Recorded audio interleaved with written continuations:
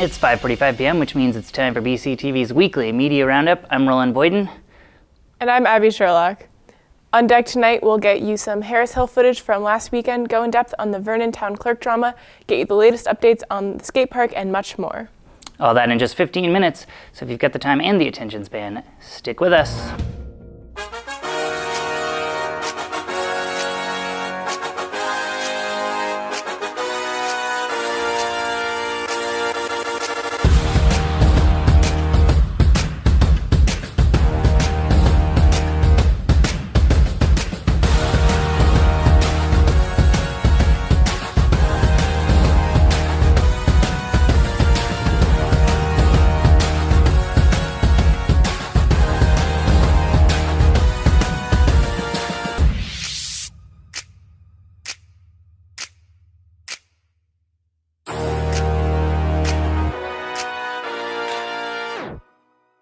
That's a good way to get a sprint in, 180, bang, right off the bat. That one, it's actually like my first crash of the season. I mean, it's sometimes kind of good to crash because you kind of learn from your mistakes. I mean, usually if you don't crash, you're kind of not learning as much. Welcome back to this February 26, 2016 edition of 545 Live. A look there at some Harris Hill footage from this past weekend as one unfortunate jumper lost their skis mid-jump, and while they were thankfully unharmed in the landing, it put a damper on that particular jump. Last weekend's annual ski jump competition at Harris Hill drew quite a crowd, in due in part to the warmer weather. 24-year-old Slovenian Gasper Bartol was the top jumper of the weekend, winning first place on Saturday in the Pepsi Challenge/US Cup and taking another first in the Fred Harris Memorial Tournament on Sunday. Bartol jumped 95 feet on Saturday and 99 feet on Sunday. Placing behind him were Austrian Florian Gug, Slovenians David Krapez and Zach Sille, Hill record holder Chris Lamb of New Hampshire, and Brattleboro's own Spencer Knickerbocker. In the under-18 division, 15-year-old Decker Dean of Colorado placed first on Saturday, jumping 93 feet, with 17-year-old Slovenian Dan Stupar coming in second place behind him. However, on Sunday, Stupar claimed a first place with a jump of 95.4 feet, and Dean slipped back into second. According to a press release from the Hill, the event drew several thousand visitors. Thanks to BCTV volunteers James Van Slavin and Russ Graybeck, who are there to gather some footage from the Hill. We also took BCTV's own aerial helicopter up for practice jumps on Friday. That's where some of that footage came from as well. All right, next up, major drama in Vernon this week. After current Assistant Town Clerk Nancy Gassett published a statement endorsing herself as, quote, the best choice for Town Clerk in the town report, thus rendering the document campaign literature and forcing the Vernon Select Board to ban any town reports from being brought into Vernon polling places or even to Vernon Town Meeting, a place where having the town report to follow along to is critical for active residents. The solution, as outlined in an extra heated emergency meeting of the Vernon Select Board on Wednesday night, place a Windham County Sheriff's officer outside the polls and the door at town meeting to confiscate current town reports and in turn replace them with a newly printed supplement material, which will in fact be the entire town report minus the offending political statement from Gassett. Motion's been made and seconded to take away any keys to the outside building, or all keys. All keys from the assistant town clerk. I even got town clerk right. I'm proud of you. Okay. All those in favor signify by saying aye. Aye. Now, in addition, the board voted to take Gassett's keys to the town clerk's office away until after the election, with Select Board Chair Chris Howe even calling for Gassett to drop out of the race entirely.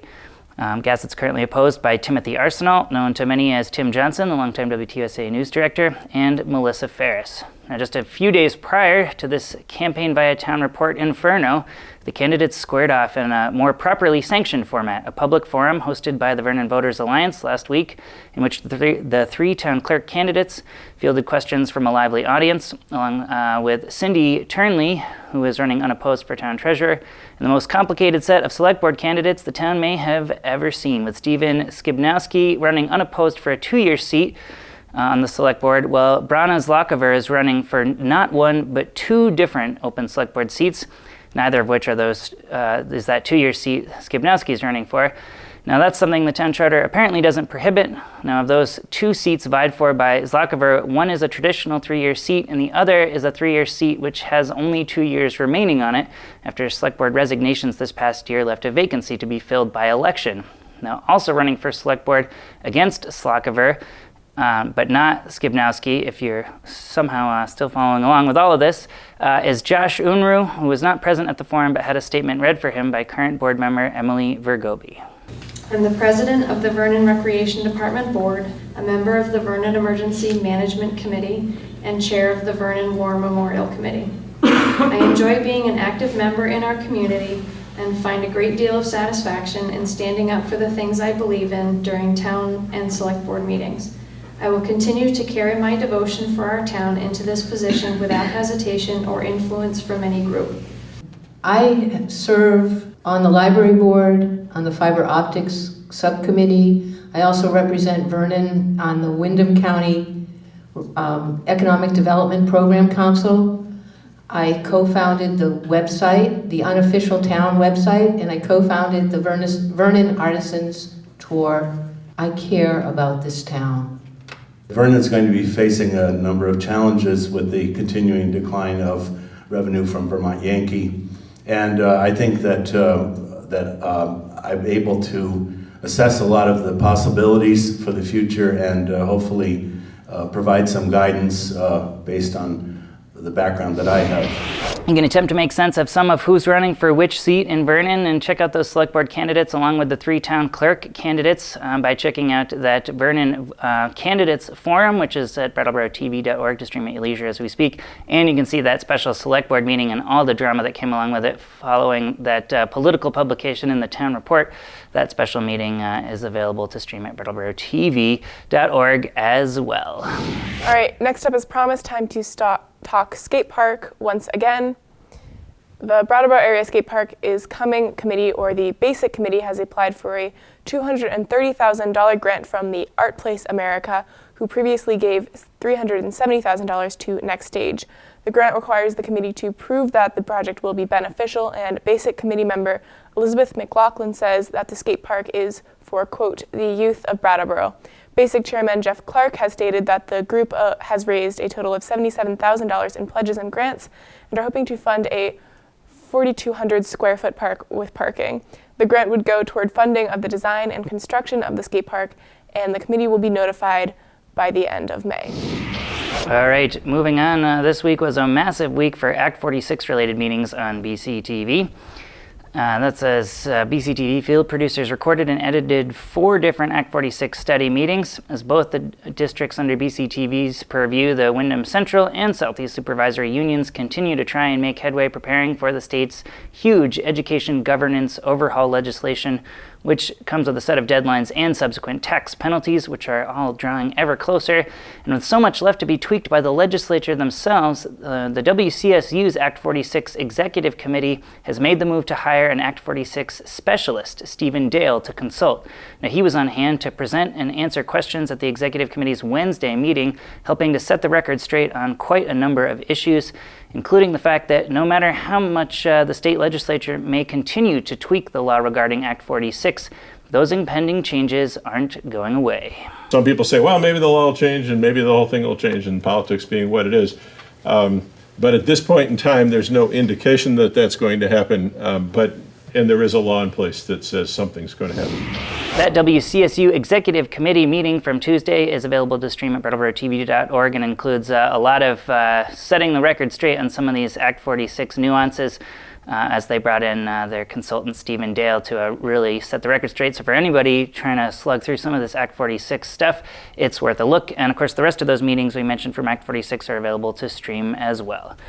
All right, with that, we'll move on here. Last night was also the latest meeting for the Vermont Nuclear Decommissioning Citizen Advisory Panel, the 19-member citizen group tasked with overseeing the decommissioning process at Vermont Yankee. A little bit on the decommissioning preparation activities. As I've mentioned in the past few meetings, we continue with the activities of draining and laying up the systems that previously were used when we operated the plant.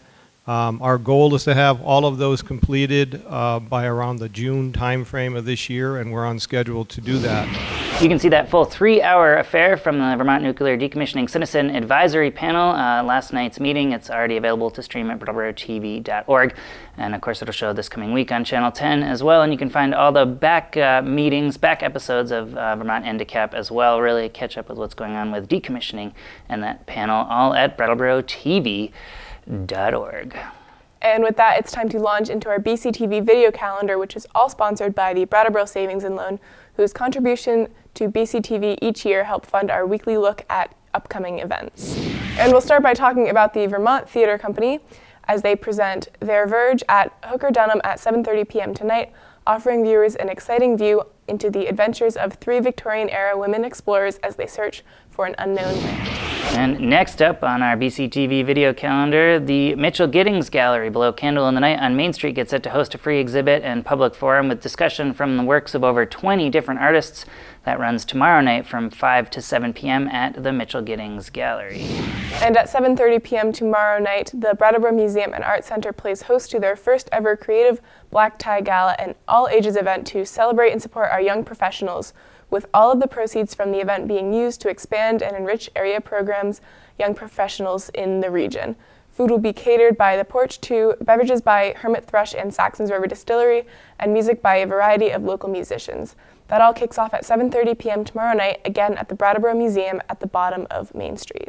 And before we say adieu to this year edition of the calendar, we'll check in with the weather courtesy of the high school's morning news advisory broadcast crew. BUHS TV, what's this weekend's weather look like, guys? And then tomorrow, it's going to be a high of 40 and a low of 29. So Saturday is going to be the better day out of those two. So that's all I got. Back to you guys. That does it for another edition of 545 Live. Thanks for checking in with us. We'll be back next week right here on BCTV Comcast Cable Channel 8 at 5:45 p.m. Eastern Time.